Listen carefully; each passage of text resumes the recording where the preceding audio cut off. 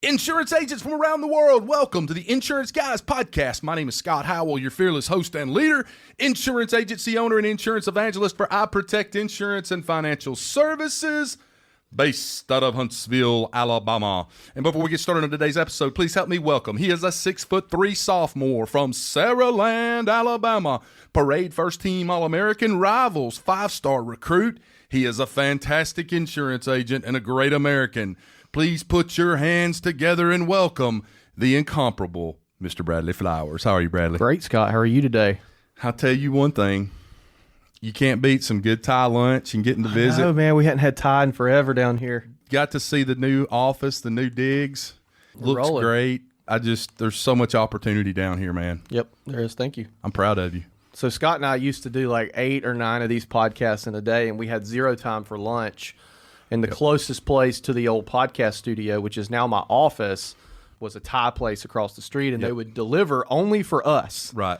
And so, for old time's sake, we went and got some Thai today. And Scott got me a gift card to the Thai place. I did not Scott's trying to fatten me up, Jeff. No, I did not get a chance to get Bradley a Christmas present down here. I was wanting to buy you a bow staff for Christmas.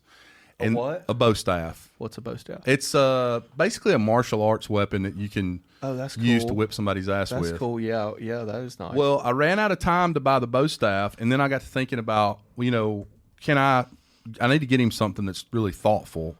Mm-hmm. And I know you eat at that Thai place 2 or 3 times a week. Bow staff. That's one of the. Okay. And then I thought, well, what would be better than a gift card to the restaurant you eat at 3 times a week? I try not to eat there 3 times a week. You will now, though. If they were, so I get there's a local company here that does like meal prep where they deliver it to you, and it's pretty cheap compared to eating out. So and their meals are healthy. They deliver me 5 meals a week, but they don't deliver them until Monday afternoon. So Monday is my day to eat out because moving downtown, I told my wife 2 things are going to happen. One, I'm going to spend a ton of money on food, and I'm going to get fat. So we got to do something. So I did the meal prep thing. But Monday's my day to eat out, and thank God the Thai place is closed on Mondays, or it would be bad. Absolutely, guys. We have a very sounds like you've been tying one on, are you? Tying one on. That's right. There you go, guys. We have a very special guest on the show today. I consider him a friend of mine, even though I don't get to talk to him very often. He's doing his thing in the great nation of Canada, and in my opinion, if not the best, one of the best insurance agencies in the entire nation of Canada today. And if he can't help you move the ball one step forward to greatness, there's probably not anybody that can. So my hope for all of you today and that are listening to this podcast, the 250,000 insurance agents that are listening to this right now, stop what you're doing. Don't wreck your car. Pull over. Get the notebook out. Get the pen down and write this shit down today, because this man can get it flat done. And without further ado, I'm about to give him the introduction that he has always deserved his entire life. Born, raised, and resides in Clinton, Ontario, he studied at Brock University, and he is married to the First Lady of the Independent Channel, Miss Una Roy. CEO of Excalibur Insurance with over 25 employees and offices located in Clinton, Exeter, Mitchell, Wingham, and London, Ontario. He is the winner of the 2018 Safeco Agent of the Future Award. It is my profound honor today to introduce to you for the 3rd time on the Insurance Guys podcast, my friend and great Canadian, Mr. Jeff Roy. How are you, Jeff? Hey, Scott, Bradley, great to be here. It's been way too long. It's great to be with my Southern brothers from another mother. There you go. For insurance. So really great to see you guys together, too. This is your first time together since when? October 2019? 2019. Live in the flesh? That's it. First time. Wow. We did a live podcast in Vegas 2020, but that COVID happened right after that. So this is the first time we've been in the studio, and it sucks doing these remote. Like, we've got to do them in person. It does. It's much better in person, no question. I can feel the vibe. I wish I could have flown down there to hang out with you guys and did it live. But with the Canadian rules, I'd be taking a test for COVID before I left. Right. COVID when I got back, 3 days in a hotel, 11 days quarantine. So I love you, but not that much to be out of the office for 14 days. Well, what you don't know is we have a big screen right here with your head on. So for us, it feels like you are in the room. Yeah, it does. So. It nice. Really does. So well, I've got a big screen of you guys too. So Jeff, I'm going to come out of the gates hot today. Are you ready? Oh, I'm always ready. I'm coming out of the gate hot today. You and I left each other, and you don't remember this, but I do, because I love you more than you love me, but that's okay. We left each other on August the 30th, 2019. We both got on a metal tube. We flew back to our respective locations. I flew back to Alabama. You flew back to Canada. Since that day, and like I told you before we got on air, I still have your video presentation you did at the UPP that year, along with all of your slides that you presented. And from a marketing kind of and I guess I need to explain to our audience what that was, and maybe you can explain better than I can. But it was basically in front of, 200 agents or however many were there that day. You kind of went through play by play what types of activities you guys do during the customer buying process, and before that, the prospecting process of, the different things, the campaigns that you guys run, and the programs and the software and things that you guys do from a marketing standpoint and from a just synergistic standpoint within your agency. Since that day, August 30th, 2019, what have you seen change, or that you have kind of, I guess, backed away and gotten more bearish on rather than bullish on within your agency up there in Canada? Great question. Is that I've really enjoyed going out and speaking across a good chunk of North America for a couple of years. I met some of the finest people, got to hang out with people like you, Scott, and you, Bradley, at different events. We were at the Mike Stromso's Unstoppable UPP event, which is, again, Mike is a great person, salt of the earth, a great teacher, such a great, powerful event. And since I came back from there, I had a couple writer down there's either from that session, but we're just continuing, first of all, to execute what we were doing. We had got a fairly good jump on some of the digital stuff. Were we the best in the world? By no means, but we got a head start on a few things, and we continue to execute those things. We continue to try and make sure our website loads quickly. We get lots of good links. Our ranking on our website continues to stay high, and we continue to create content. We continue to push that content out through all our social channels, our e-blasts, all the traditional ways. But since then, we've started to use video a bit more. Last year, we shot more videos. Now, I'm talking to Bradley Flowers, the video king, the person that does video probably more than anybody in insurance, or one of the top people. So when I say video, it's not to that scale, but Marcus Sheraton really sunk into my DNA. And most people want to see video. They want to consume it. They want to hear you, see you. They want to see about your brand and feel it. So we did a lot of higher end videos. And some of them are like the bite-sized breakdown. If you go to our YouTube channel, where we've hired an actor, we have a script, and we entertain people. We educate them, but entertain them. Because let's be honest, nobody loves to sit down and listen to a 35-minute video on what liability insurance you need for your business. I think you'll lose people after 20 seconds, right? So we really focused on communicating through video, and then doing some YouTube marketing. We've just all the things we did back in 2019, we've just accelerated. We generate probably 300 to 500 leads off our website every month. And we have noticed over COVID, the quality probably hasn't been as good. So we're closing at a lesser rate because some of the stuff doesn't match up with what we're looking for. So we've noticed during the COVID event that we've had to shift and pivot our business, which I think we could talk, that'd be a separate event, guys. We could talk about what COVID's done. We have started working in our commercial department, and we're working on taking our digital learnings from personal lines and now starting to apply them to commercial. So that's been in the first Q1 this year. It's going to spill over to Q2, because to be quite honest, the hard market and COVID hangover stuff has been tough to get stuff done as quickly as I'd like. And I've seen a lot of projects kind of pushed off. We aren't using our chatbot as much. We still have it, but we just didn't get as much evolution with it because Joseph from Pro Navigator had put a lot of work into building a chatbot called Ask Sage that spoke to agents and brokers to help them find stuff from the company. And, great business decision by him. So our chatbot hasn't been as robust as I would like to see it in this point in time, but it's been a business change for them. And I'm hopeful that we'll be able to put some more love into that. Yeah, so I guess another thing too is we've changed our lead management software. We used to use Velocify. When I spoke to you, Scott, down at UPP, we were using Velocify to manage your leads. We now use a product called a True Leads from Trufula. My good thing, Sharif Jamel, had come up with a great product, and we've switched over to it, and we've been pivoting and using that to follow up on our leads. We've scored very good. Some of our companies will actually rank all the brokers across Canada on how good they are digitally. There's about 30 different things in the scorecard, and then how good they are at following up on leads. And Excalibur ranks in the top 1% based on these findings. So very good, but there's still lots of work to do. we have to keep getting better because our competition is getting better also. So there's a couple things then, Scott. I don't know if you want me to dive in. I could go on for about 25 more minutes, but the last thing I'll point out, we joined the Be Atomic project on the Marketing Cloud. So we're working with Seth. So imagine myself, Seth, and some of the great people, Sid Rowe, working over there together with our teams.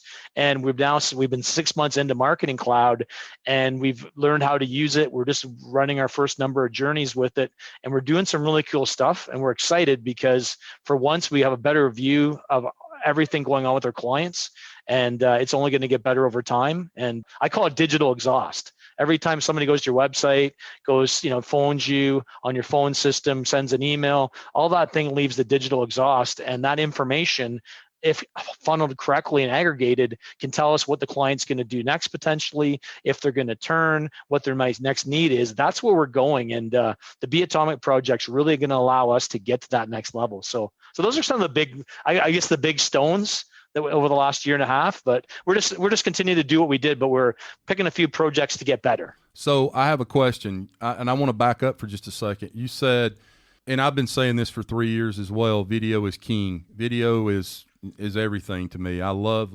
video. I think I'm blessed with having a beautiful wife that is also our marketing person and does a great job and is just taking our business to the next level in a lot of different areas. But I'm also blessed that I have a little bit of actor in me, and I love to post funny, interesting, satirical videos about insurance from time to time. I don't do it as much as I should. But did I hear you say that the stuff the professional videos that you've been posting that I watched last night or yesterday for a little while on your personal line stuff, that you're bullish on starting to do that with commercial as well? Is that what you said? Yes, I want to figure out how to dial in the right message for the right niches. And we're not a big broker, so I can't be all things to all people. So we're going to dial in 2 or 3 niches in the mid-market size, and we're going to set up a small business unit a little more formalized. So those are the things we want to do. And we do have commissioned a farm video and a business video for 2021. We've basically got 6 different video strategies we're going to implement this year. So that should allow us to produce some big block content. And I always talk about we need to do an e-blast every month, but it's got to be interesting. It's got to be people want to click on it and go through it. So we try and throw a couple of videos, we throw some blogs and some fresh content, because as a broker and agent, you need to be the Netflix of insurance. Bradley knows that, Making the Donut. He's probably one of the first reality TV shows about insurance, that and The Protege from Dave Carruthers, people showing the story. Nobody's ever done that. That's new. That's different. The number of views that Bradley's getting on his YouTube channel is great. Like, I went on there and checked it out when I first watched it, and I'm just watching it grow. So it's not just other brokers and agents, it's clients too, wanting to know behind the scenes. They want to see the real Bradley Flowers. They want to see the portal insurance. They want to see the real thing. So you've done a really good job of capturing that. So what I told my team last year at the start of our marketing meeting in 2020, I said, video killed the radio star. So I wanted to move from 2D to 3D. People don't want to look at just images. They want to see you. They want to hear how you act, listen to your tone of your voice. There's a lot of things that aren't communicated by text and images that video does. So that's where I think that's currently the big push, but people just haven't figured out how to dial it in super well. They haven't figured out how to monetize it. Again, if you try and monetize certain videos, people see right through it. So it's not as effective. So, these are all things we try and figure out what's right. And I always talk about building. We were doing what I call random acts of content last year, and I called our team out on it, and I said, we're writing blogs for SEO, but we have one-hit wonders, or the one image I did for Paradisa, we've got like a guy parachuting, and it's either going into the mouth of a alligator or a shark, which means it's garbage content. It's going off to an island where there's nothing. So it's a good article, but you can't go anywhere. You go to a resort. And our big thing is I want to build content that creates a journey that's CX, UX, that people will consume more than one thing. You can answer their questions. And that's where I think things need to go. And we're working hard at doing that right now. We're launching a bunch of new things that will hopefully do that better. And again, we're still learning. I haven't really found a lot of people completely killing it with all this, but people have got glimpses of goodness here and there. They just haven't been able to string it all together yet. And that's what's going to happen. Bigger companies or even smaller companies are going to figure out that magic ingredient to string it together. What do you guys think? I agree. Before I answer that, I want to ask one other question, because if not, I'll forget about it in a minute. I have some timers, which is very close to all timers. So are you still as bullish on voice as you were 2-3 years ago? I can't. I like to say I'm bullish on it because I want to try it, and I got to the point where I was getting ready to test it, but then the Google Voice broke, and I wanted to test both Google and Amazon. I had my assets 90% built, but then I couldn't get the Google repaired, and it's sitting there. And is it bullish? I don't know. I don't think it's going to be. People don't seem to want to talk to a device. They still want that human to human. Like in Canada, a lot of people are still, quoting online, but they're getting a hold of an agent or a broker to finish it, right? It's not like the UK where 30, 40%, I don't need to talk to anybody. I just give me the lowest price. I don't care. And again, still relationship based in the US, maybe a higher percentage are binding and going through. Now that said, more providers are getting better. And we'll talk later about Amazon Next, for instance, where things are going to be seamless and insurance is going to become more invisible. I would argue that in the future, it's going to be embedded into products and you won't see the insurance, but it's going to be there and somebody's going to control that. That's a threat, but also an opportunity. So Sure. Well, I don't know if that answers what you're looking for. Yeah, absolutely. Absolutely. And the thing is with the content and the videos, I did a talk yesterday for Elevate. It was an online deal. Everybody wants to talk about ROI and somebody asked, like, what metrics do you track when you do content and when you do your videos? And I said, well, the way I operate is I measure impact. You can't measure impact with numbers on a page.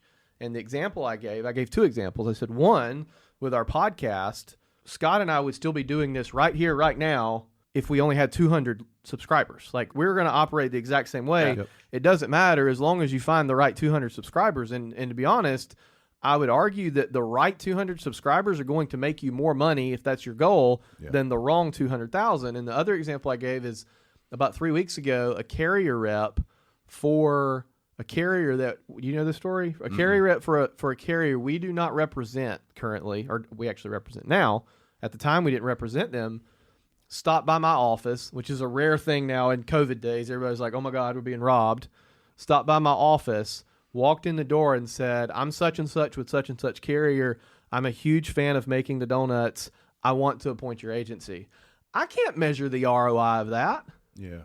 But I guarantee you there's an ROI there, No, that's good. The law of unintended consequences, That's right? it. That's Like, it. there's a lot of stuff is like, you look at back and let's go back to old school, probably back to both of you guys before you started in the business, but it used to be the big three. You had radio, TV, and newspaper, right?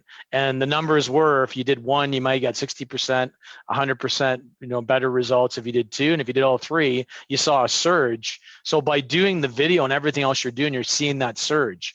And all that stuff is out there. You never know who's going to see what when. And you don't know what video or what blog is going to be the game changer. But I got a feeling that if you guys are putting stuff out there, it's a lot better chance of it being you than somebody else, right? That's the big thing. A lot of people are copying carriers. Oh, I got a blog from Safeco or Hartford. I'm going to share it out to my clients. Well, that's great.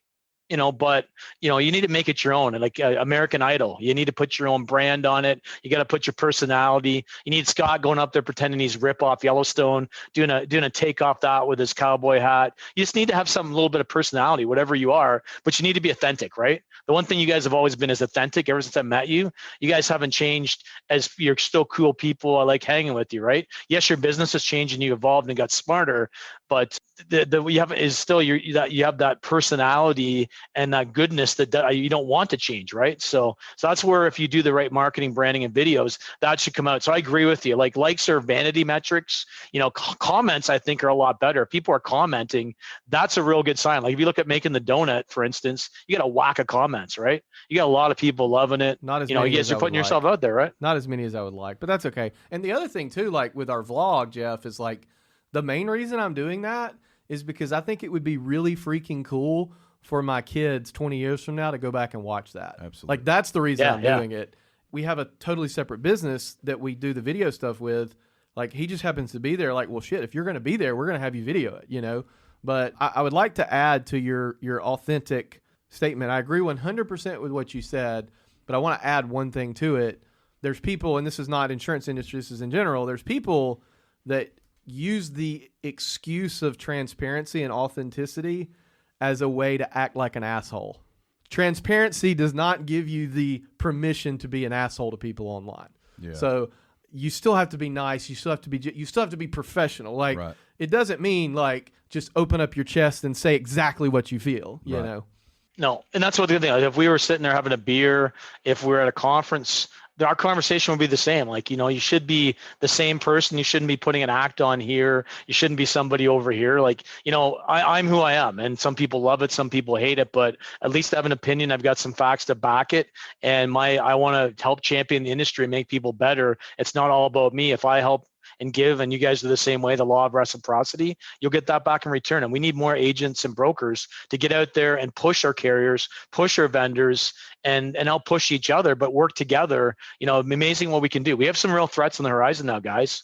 Complacency kills. Absolutely. Hey, I want to answer your question though, Jeff, and I know Bradley just got through answering it relative to what we were talking about earlier with video and content in general. Yep. My take on that is, love video. I've always been bullish on video. I still say video is king.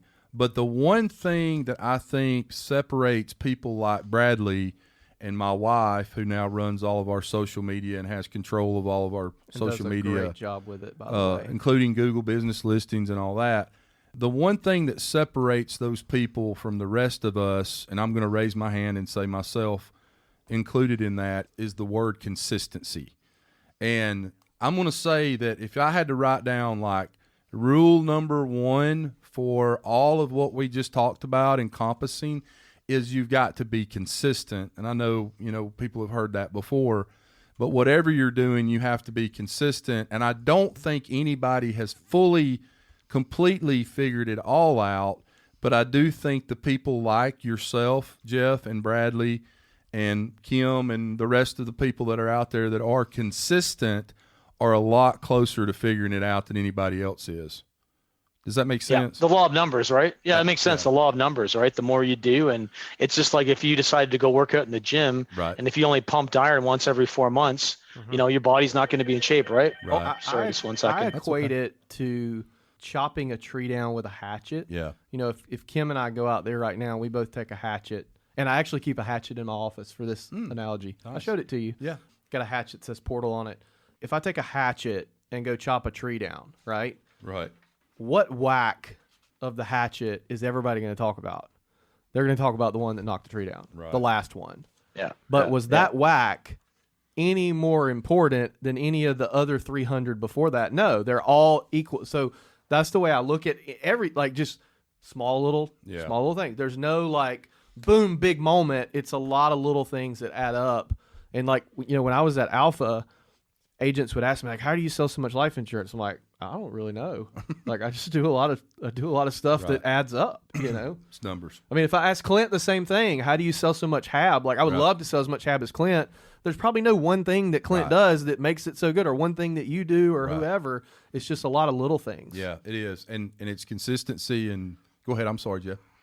No, it's fine. I just it's like we spent time at Michael McLean's mastermind with Dwayne Casey, was the coach of the Raptors, and he had a famous line about the sculpture. You hit the sculpture 999 times, the 1000th time it breaks off perfectly. Right. And he always said the term "pound the rock." Yeah. And you probably heard the term "pound the rock" all the time, right? Yep. So they had a rock or a sculpture in the way, and so pound the rock. Go in and do the work every day, a little bit every day. It's not one thing that makes you a superstar. It's not two things. It's 10 little things, and it's consistency. And how many networks, if you didn't have any shows, you sporadically threw a show up there every 3 weeks, or Netflix, if you sporadically threw one video up every 2 months, would you still be in business? Well, a lot of agents are doing social media and communication as an afterthought. You need to be your own media company. Think of yourself, as HBO or Netflix, where you're creating your own shows. That's where the value is, right? And Netflix got into creating their own stuff because they realized taking other people's stuff wasn't good enough and they needed to control it, right? They out HBO'd HBO,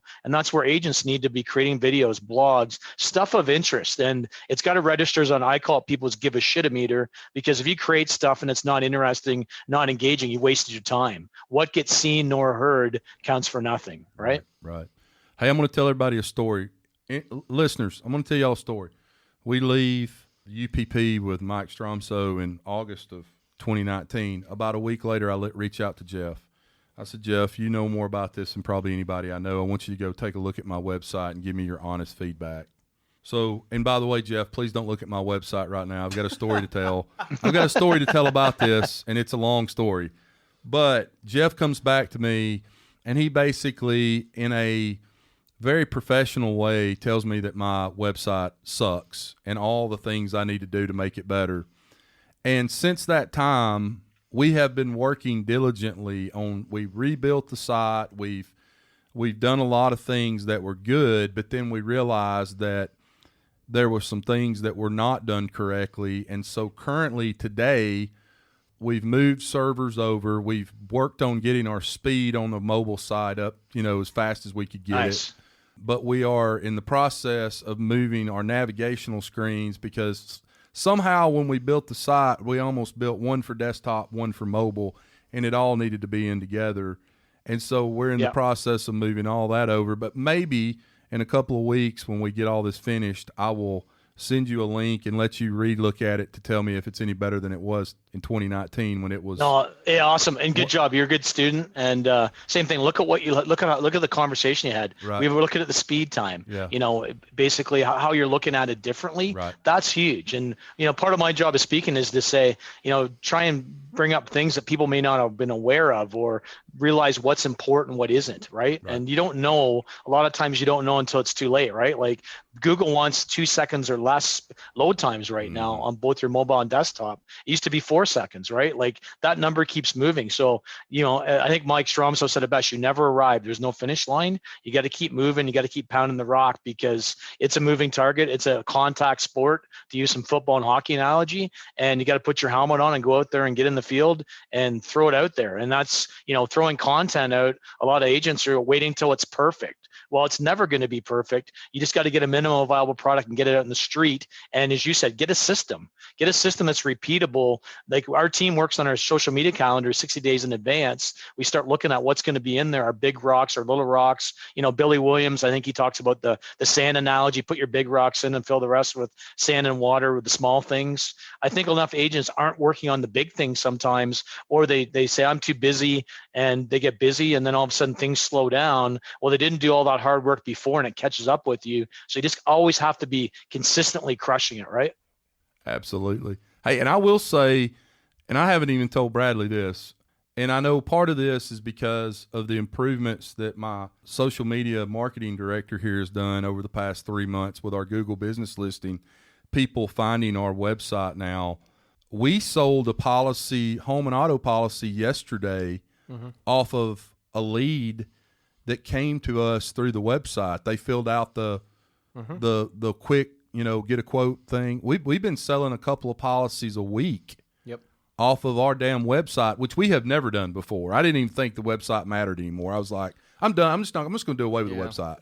And here the last month or so, we've probably sold, and Jeff, this may be small potatoes for you because I know you guys have got it dialed in, but probably 6 to 8 policies just off our get a quote on our website, which is, for us, that's phenomenal. We've never done anything like that before. Well, I'll tell you too, we've recently in the past year started focusing on blogging pretty heavily. Yeah.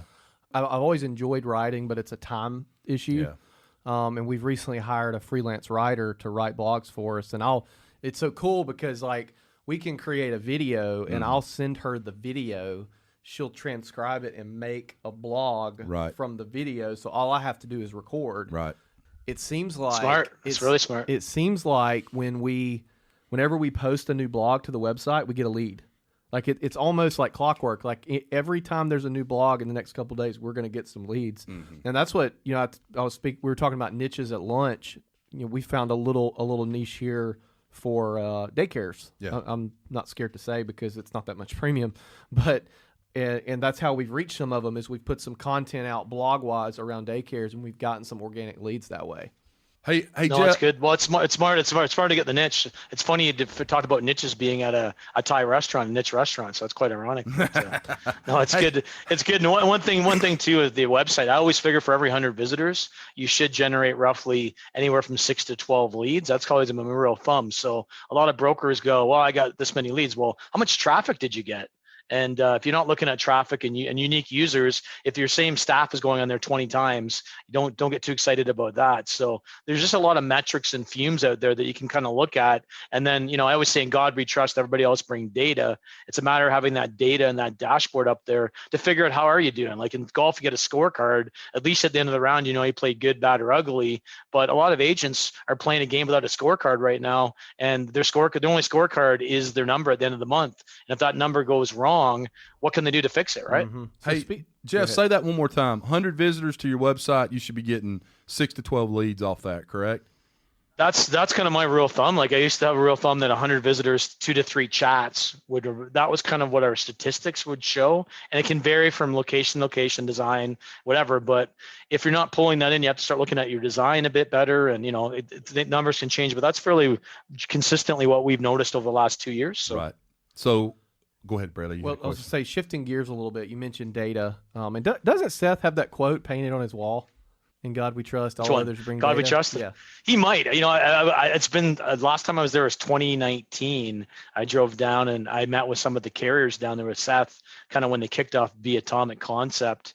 And I was in his office. I was too overwhelmed by the welding masks. And if you've ever been in Seth's office, it's just so cool. It's such an artsy, thoughtful place, but just got such a myriad of really cool stuff in it that it's easy to get distracted, right? So I've never. He may been have that there, on his quote. I've tried to model my office a little bit in that kind of industrial artsy vibe, but yeah. Talk a little bit about, before we came on the air here, we were all talking about the digital currency craze that's going on in the world right now, and our friends over at Jag Insurance, I think last week sold the first insurance policy, I think in the United States, that involved digital currency as the transaction, something to that nature. There was a press release about that. Insurance Business Insider, I think, is where the article is. Talk a little bit about blockchain and how you think, A, for our listeners, what is it? And B, how do you think that's going to affect or not affect the insurance industry? Yeah, I'll discredit myself. I studied blockchain a couple years ago, and then I just felt, it's so out there, and almost everybody that wanted to sound cool would use the word blockchain or insurtech, and that was kind of their way of dropping it in, but they'd use it out of context. But I kind of felt like there was a year and a half where that happened. But blockchain is just really a ledger, secure ledger in the cloud that can record every single transaction. So I think where they see the implications or how they can implement it in the real world is, insurance companies and brokers, all the transactions can be instantaneously done up in the cloud. So you could basically cut out some of that middle labor at that point. And it brings up the age-old question, if you eliminate, do you need a carrier? Can you go right to a reinsurer? Well, if you eliminate the carrier, who's going to handle the long-term part of the liability? Or the carriers are talking about eliminating the agent. Well, if you eliminate the agent, how does the client know they're not going to get screwed? Because the agent has choice and looks at different things. So it always brings up debate of who you can cut out, how you get the expenses out of there. So I haven't seen a great use case where anybody's crushed it with blockchain, to my knowledge at this point. I'm sure there's something over in Europe or Asia, but I'll be honest, it's kind of still out there. Everybody's still trying to get a hold of data, AI, machine learning. That seems to be the big thing, the big data stuff right now that everybody's geeking out on, and that's kind of what's consuming my world right now. What's your thoughts, guys, on blockchain? I'll be honest, I'm not an expert.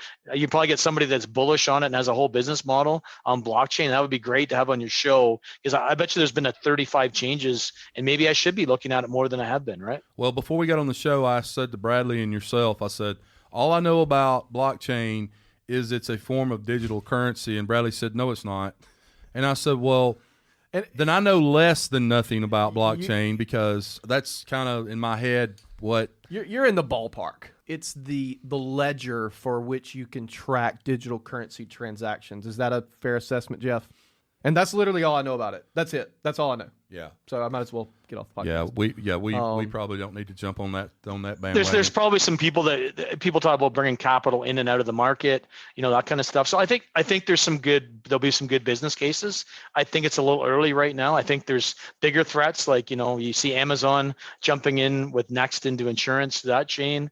You see Nigel Walsh, who Mr. InsurTech, Deloitte has now come over to work at Google Insurance. That got my attention, because what's Google doing now? They're making a ton ton of money off AdWords. Applied Systems got a big investment from Google. So are they going to try and control the data of where everything is going to reside? Are they going to get into selling insurance? I don't see Google getting into that, but Amazon totally can, right? Yeah. So well, and just I think as thoughts? of yesterday, the word insurance became the highest pay-per-click word in all of Google. It's always been at the top, Right. but yesterday I think it's $55 a click. Wow. Or something of that nature. Yeah. If you're buying AdWords for the word insurance only, it's not a good strategy. So it's a strategy to the bottom. So you need some long tail keywords there, buddy. But yeah, insurance has been crazy, but you can see why Google hasn't jumped into insurance, because if brokers and agents are paying $55 a word or $40, how many hundreds of millions of dollars, or maybe even billions of dollars are they making off the insurance people per year? It's crazy. I think too, Jeff, speaking on the Amazon versus Next conversation, or Amazon and Next conversation, I think. Why don't you explain so there's going to be a lot of agents that haven't heard this news. I don't know a ton about it, but basically Amazon has struck some sort of deal, and I've always thought in the back of my head, Amazon tried to do their own insurance in India. Correct. From what I've heard, that didn't go very well. These people always try to take a bite out of the insurance industry, and they're like, "Holy crap! Like, you mean we got to pay claims?" And I've always thought that when a big player like an Amazon or a Google got into insurance, it would be them acting almost as the agent. Right. Like, we have the distribution, and then actually reinsuring it or insuring it through someone else. So essentially what Amazon is doing with Next, or seems to be doing, is some sort of point of sale system where you can buy business insurance. Very simple. Some of you guys may have Next in your agency. I do. It's very simple, bare bones kind of stuff, but where business owners can buy insurance very easily. I do think that is a strong indication of where things are going in the industry. If you think about, like, when you sign up for a lease at an apartment, they have the insurance built in there. Tesla is working on some stuff. Scott and I have done. I've tried to get the person who's over insurance at Tesla on the podcast. Made some good headway there. Might happen. When you buy your Tesla, your insurance is included. One thing I think that has helped us as an agency with our mortgage lenders is we understand that we are not the thing. We are the thing that gets you to the thing. The customer's not all excited about buying insurance from me on their house. They're excited about buying the house, and I'm just the conduit to get them there. So I think agents need to start thinking in terms of, okay, how can I, as an agent, maybe go directly to a reinsurer or go to a carrier, get access to APIs, and then work some kind of deal out at a much smaller scale with some sort of conglomerate. Right. You get what I'm saying? Yeah. What do you think about all that? No, it's exactly what I haven't, it's so new, but obviously my assumption would be business strategy is a deal that Next has got access to anybody in the store. So if anybody's selling anything on the Amazon store, there's some digital exhaust right there that Amazon can push that information, go right into Next, and Next could probably turn it around and do a quote, and they'll be tapping 3 or 4 databases, knowing what the revenue are as of the business. They'll be able to pull that in and provide a quote automatically, and it won't be an agent or person doing it. It'll be just automated with the API, right? But don't you think agents need to be looking for opportunities to do this kind of stuff themselves? Yes, totally. The biggest problem is agents are struggling to build APIs and get a carrier to do that, or getting somebody to do the back end of the white label part of it. That's where the struggle is, right? And right now you can build an API. I know maybe 3 or 4 brokers in Canada that have built their own API, and they can plug into, say, name a company, maybe a car dealer. If they had permission, anybody buys a car, they could put that information and spit a quote out, right? Or a realtor, if somebody buys a house, they can push that information and spit it out en masse. Or a big company, if there's 10,000 employees and the person's information, they could access that with permission. Privacy is a bit of a barrier in some cases, so they make sure they're following the privacy rules, and the privacy, as are only going to get tighter and tighter and more guarded every year. So there's things you can do, but is the regulator going to stop people from doing it? Hard to say, right? But I totally think that's a play, and that's where I talked about earlier, invisible insurance, where it's already happened. You mentioned renter's insurance, where the landlord bundles it in automatically to the policy, or makes people buy it, or the information goes in their database and does it automatically. That's been going on for a number of years in both Canada and the US. People have figured that one out. It's easy. small business insurance, fairly easy. The more complex stuff, we're not quite there yet. I'm not sure when we are. There's some companies that have really dumbed down coverage and thrown everything in. I forget who was talking about it, but there was a company in the US that threw everything in. Everybody's excited because, maybe Jason Cass was talking about it. There's a company that automatically gave you guaranteed replacement costs and gave you $5 million automatically, and it was all automated. And he thought that was the way and how things were going to change. So I think we're, a number of months, I would suggest number of years away from that. But that's where things can go, right? If the quoting and stuff's automated, where does the agent come in to add value? How do you bring yourself into that experience? Where do you see you guys in the experience in 5 years, guys? I'll flip it over to you. Is it going to be much different? Yeah. So let me say a couple of things about this, okay? And I'm about to get on my soapbox, so everybody just get ready. Go right ahead. Number one, I have always said people should not be able to buy their own insurance on the internet. And I wildly disagree with Gary Vaynerchuk on the podcast that we did with Gary. And if I had not been so hungover that I was trying desperately not to throw up in his office, I would have had this argument with him. And also, I didn't think it was appropriate to have an argument with Gary Vaynerchuk in his office about that. But I digress. I still, to this day, say that individuals, because this is not going on Amazon and buying a toaster or a t-shirt for your sister. There is a liability component, and you could hear it in Gary's voice because I brought this up, and at first he was a little bit taken aback by what I said, and then he kind of jumped back on his people should buy the way they want to buy, which I had heard him do before. But it took him a minute to process what I was saying, and I don't think he really knew how to answer that. Yeah. But what I wanted to say was, okay, Gary, your sister's driving down the Jersey Turnpike, gets hit by an uninsured motorist, has to be airlifted to a hospital, has $200,000 worth of medical bills. You can call me a dick for not wanting people to buy insurance, but there's a component to this that I don't think he understands, or at least hadn't at that time. So that's number one. Number two, you buy your insurance for your apartment at the property management company when you go in to sign the lease. Here's what they don't tell you. When you sign up for that $10 a month of insurance, they don't tell you none of your shit's covered. All they're giving you is that $100,000 or $50,000 worth of liability. Then when you leave the candle burning on your damn dresser and it burns the damn place down, and then you have nothing. And then you go, oh, well, I bought insurance. Well, yeah, you did to protect the property owner from having to file this on his insurance. That's what you did. So there's that. And then now Next is coming in with Amazon. Let me tell you something. If you think that in the middle market of commercial insurance, on trucking companies, large apartment investors that have 17 different apartments in 13 different states, that you can do that shit online, good luck. Have the hell at it.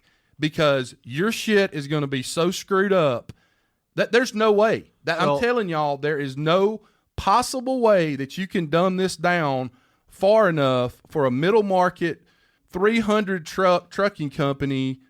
Then what happens when they have a claim? Who the hell are they going to call? You know who they want to call? They want to call Bradley Flowers.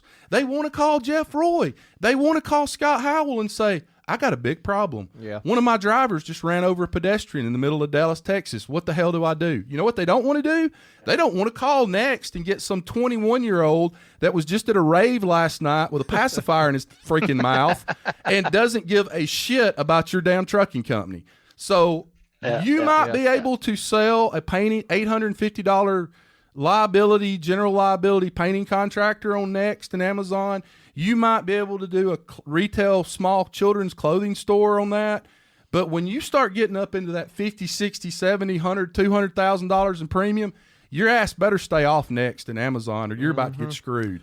There, I'm off my soapbox. Well, I think you make a lot of good points, and I think that's why agents need to be looking at doing stuff like this. That way, at least because obviously consumers are trending in that direction. Well, that way, at least there's an agent on the other side of this equation that can pick up the phone and say, hey, do you know what you just bought? By the way, like, do you understand what, and can explain that? Or if they don't want to do that, they do need to start moving more in the middle market direction. Right. And doing that. But I think everyone everyone needs to start asking their carriers for their APIs. And I think no, exactly. And then one of the things, like in Canada, I'm big in. I work on the IBAC Canada Tech Committee.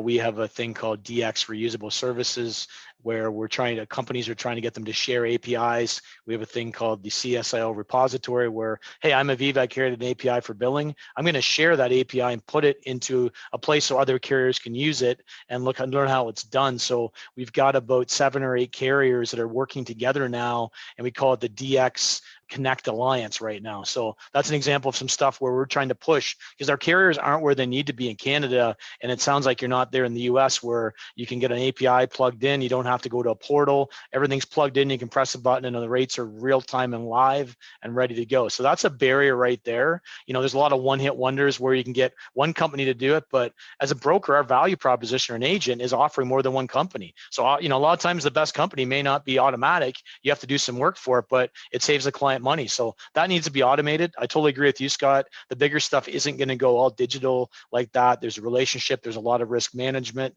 There's a lot of stuff involved in managing risk. It's a lot more complex, just the simpler stuff. But I do agree with you, Bradley. Why not agents? Why not now, if it fits your business proposition, to get some of that stuff automated, right? So, and I agree with everything you said. I agree 100% with everything you said. There's a place. There is a place, and I agree with Gary Vaynerchuk. People should be able to buy the way they want to buy, but here comes the asterisk on that. Yeah.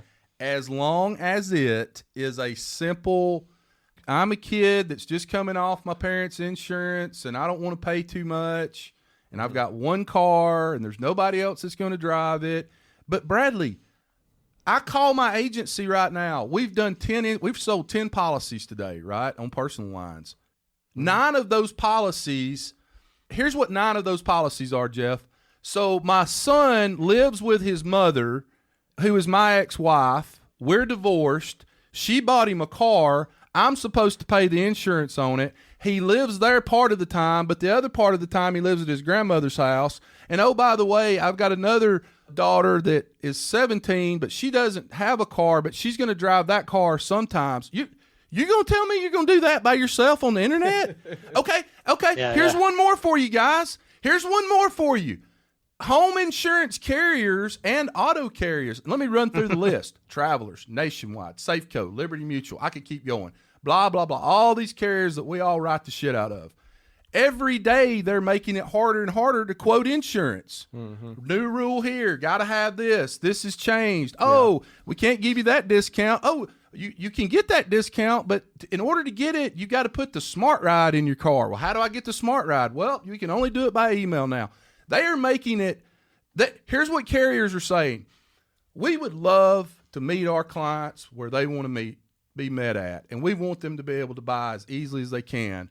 But we're going to make our damn systems so complex that you need a freaking insurance degree from the University of Alabama and 4 years of experience to learn how to do a damn insurance quote correctly.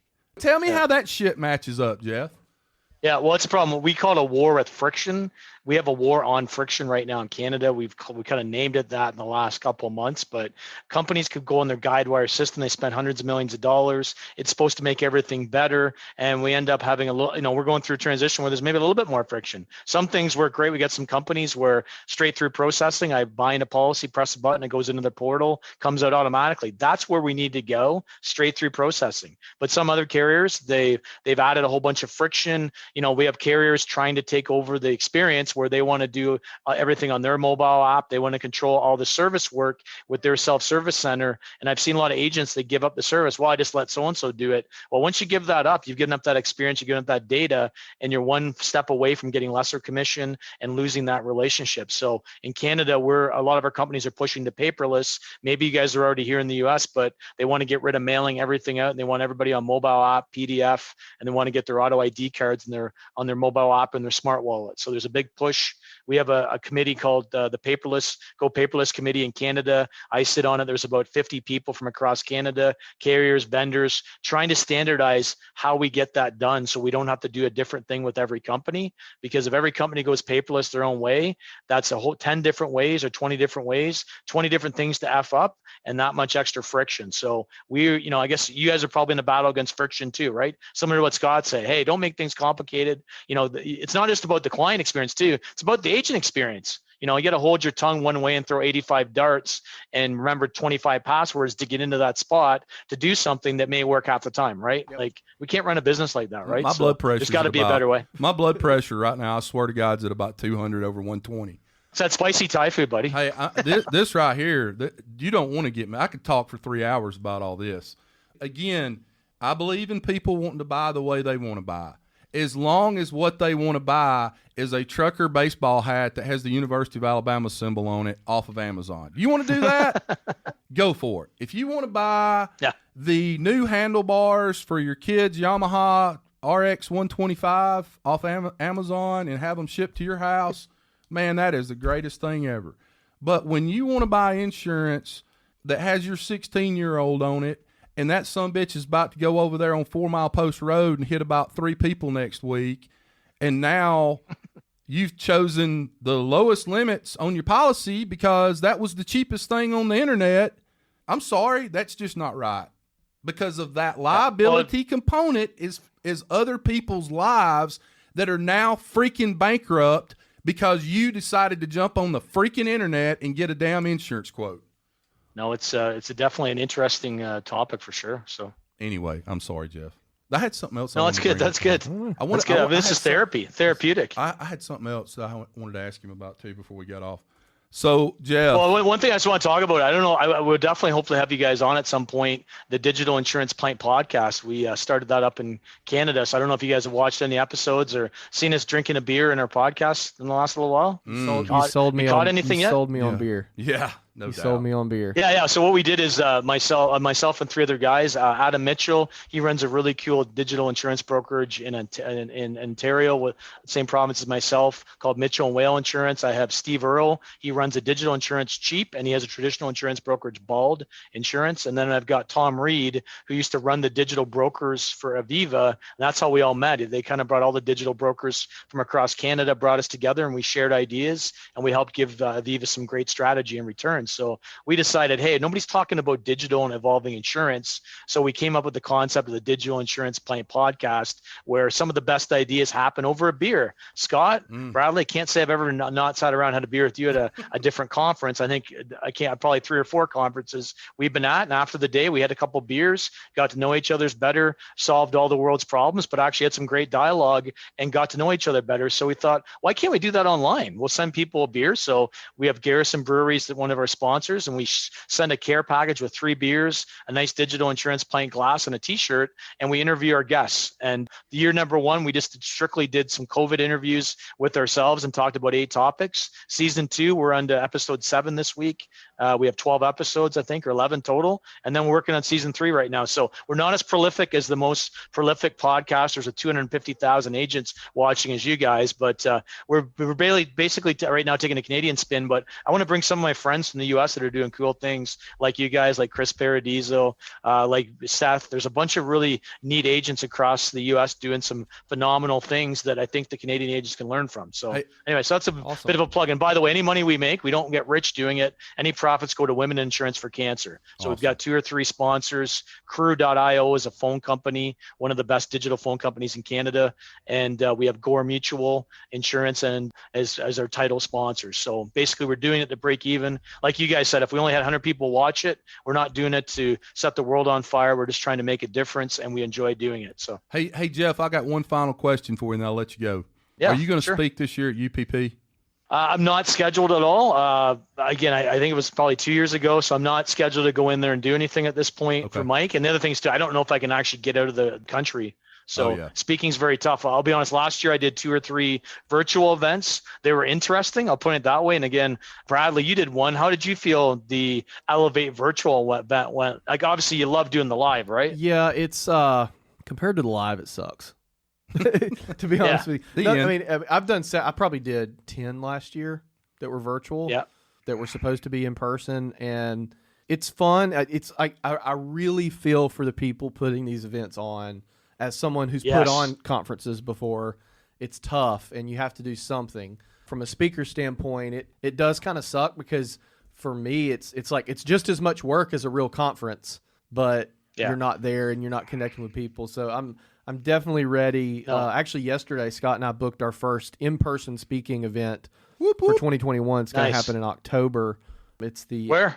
It's the West Big Eye of West Virginia. We did their conference last year virtual. Woo-hoo. This year's in person. So, matter of fact, I've got to send them some information. But we just booked that, and then I'm doing. That's awesome. Good guys. Hey, congrats, guys. That's exciting to hear. You actually can go do an event. That's awesome. Hopefully, fingers crossed. I mean, if the world doesn't blow up between now and then, but yeah, it's not the same thing, man. It's not. I'm ready for.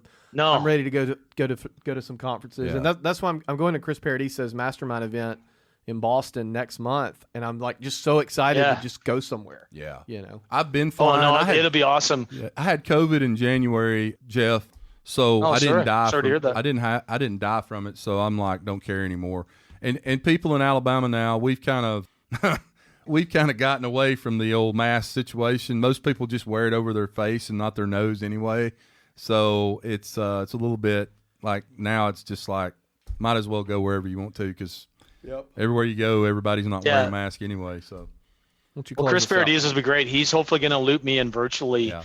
We talked, and hopefully I can attend. Now, it's not the same. I'd rather be there face to face, but as I said, impossible for me to get through and be safe and do that. So not an option for me for that, but that's cool. And I agree with you on the virtual events. I did 3 or 4 last year. I'm minimizing my speaking. I try and pick 2 to 4 events a year where I feel I can add value. I can see a different part of the U.S. or hook up with some really cool agents. I'm very sporadic. I'm too busy working on our own brokerage right now, trying to take it up a level. So I just kind of pick my things, but I do like to go see my great U.S. friends. And, I really enjoy the U.S. I just feel really at home with all the agents, and I love the vibe that's going on.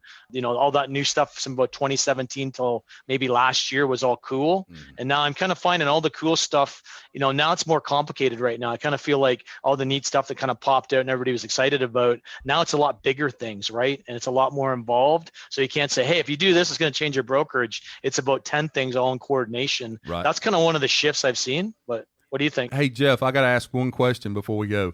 Tell all the agents that are listening right now, what is your insurance agency's website? Okay, so Excalibur, EXCALIBUR, insurance, all one word, .ca. .ca. Not the Excalibur Hotel, .ca. Now, Excalibur Insurance. You guys will probably put it in the footnotes, right? Absolutely. Guys, listen to what I'm about to say. Stop everything you're doing and listen to the sound of my voice. When you get off this podcast in just a second, I want you to type in the web address that Jeff just gave you. Wherever you are on the continuum with your agency website, this is your goal. This is your North Star. This is the Holy Grail. So what you got to do is figure out a way to try to get to where Jeff Roy is with your agency website, because top to bottom, front to back, it is fantastic. And if your website gets to this point right here, then you have achieved a goal that you can always be proud of. And Jeff, I know you spent a bunch of money on yours, and it may take time, like it has for me, to get your agency website where you think it needs to be. But to me, your agency's website, Jeff, is the Holy Grail. It's the one that everybody needs to be looking at and trying to get to. I believe that with all my heart. You're very kind, and again, it's funny because it's I really appreciate the comments. It's funny, but I look at it and I'm like, yeah, we got to get this fixed. We got to get it better. It's one of those things that you look at things, and some people see greatness, and other people see the things that need to be improved. Right. And it's kind of a balancing act, right? But as you said, I can't wait to see your website, Scott, and I'm excited for it. So. Well, I appreciate that, guys. Hey, I think we lost Bradley here. So. Oh, no, you're fine. He'll be back. Hey, guys, listen. Oh, we lost him? I'm going to shut this thing down. We've given out a lot of cool information today. I apologize for getting on my soapbox for a minute, but sometimes I just have to get fired up. Rewards come from action, not discussion. We've given you a lot to think about. I hope that you got some things out of this today that you can go back and use in your agency and look at and try to move the ball one step forward to greatness. Go out today, build relationships, stop shuffling paperwork around on your desk and looking at profit share bonus opportunities. Go build relationships. As I always say, if you'll just sell the shit out of insurance, Everything else will take care of itself, I promise. But go sell insurance today. Make money for your wife, for your husband, for your kids' college fund, for your parents who are struggling out there today. Go help them. Go be a part in your community. Be the mayor of your village. And this will all be okay, I promise. Write good business for the agencies that you represent, and write good business for the companies that you represent. Bradley Flowers and Kim Howell, I love you very, very much. Hey, guys, you were listening to the Insurance Guys podcast, and we'll see you back real soon. Take care.